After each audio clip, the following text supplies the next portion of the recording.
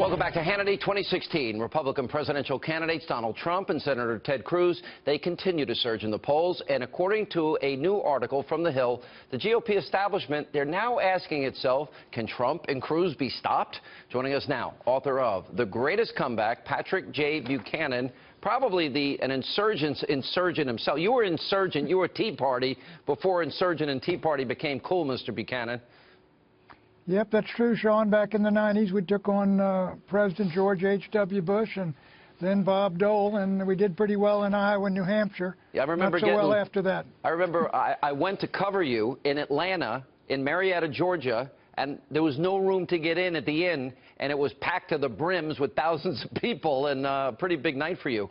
It was one of the biggest nights of the campaign, I'll tell you, Sean, but it was the night we lost Arizona narrowly, and we knew we weren't going to go over the top. Let's talk about Iowa goes to Cruz, Trump strong second. Then you've got Donald Trump wins huge in New Hampshire. Cruz, who didn't spend much money or time in New Hampshire, comes in third.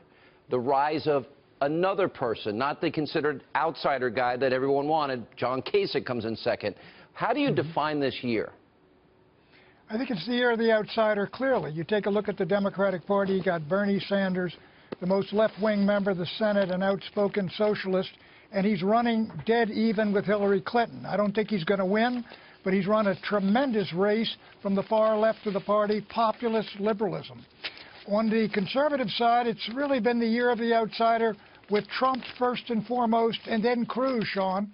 And I think the key thing to this year is look at the crowds Trump has gotten, look at not only the poll ratings, but also the debates, how many folks have come out, and all this excitement and energy, 25 million people watching debates. My fear is that if the populist movements in both parties are turned back and you get a Clinton, say, versus Bush race, you will have a really demoralized nation to a great degree. But I don't think that's going to happen. A disinterested and angry nation. I don't think it is either. I think it's going to be Trump or Cruz for the Republicans. I agree. I actually, at this point, that was my guess. I'm not saying definitively that anything can happen. You know, it was interesting. Byron York, a mutual friend of ours, wrote a great column. He talked about how in January he went up to New Hampshire where all the Republican establishment guys were having a big meeting, and he quoted one as saying, talking about the Trump polls at the time. He was up by 20 points. I don't see it. I don't feel it. I don't hear it. And I spend every part of every day with Republican voters. So even though it was happening before his very eyes, he couldn't grasp the reality of what was really happening. To me, that reveals a lot about all establishment people. What does it tell you? It tells me, look, all establishment people in these parties, and especially not only the politicians in D.C., the establishment, but many of the media as well are out of touch. Look at what is driving Trump's campaign. One is secure the borders. Look, if we can secure the border of South Korea, we can secure our own. Why haven't we done it? Secondly, these trade deals have gutted American manufacturing, sent our jobs overseas. The numbers are just in, Sean. Last year, we ran a $365 billion trade deficit with the People's Republic of China, which is more than their entire defense budget. Who negotiated these deals? Why did the Republican Party go along with these deals? Then you got wars. You got war in Afghanistan, war in Iraq, war in Syria, war in Libya, war in Yemen. And the Republican Party got us into these wars as well as the Democrats. And what Trump is saying is, what are we getting out of this, fighting all these wars? We don't secure our border, lousy trade deals. We need a change in the entire situation. So, why shouldn't people say right on? All right, so we don't have a lot of new polls out of South Carolina, but the Real Clear Politics average goes 16-point lead for Trump. Cruz is going to work heavily in the northern part and the northwestern part of the state, very heavy evangelical. As a matter of fact, 2 out of 3 voters.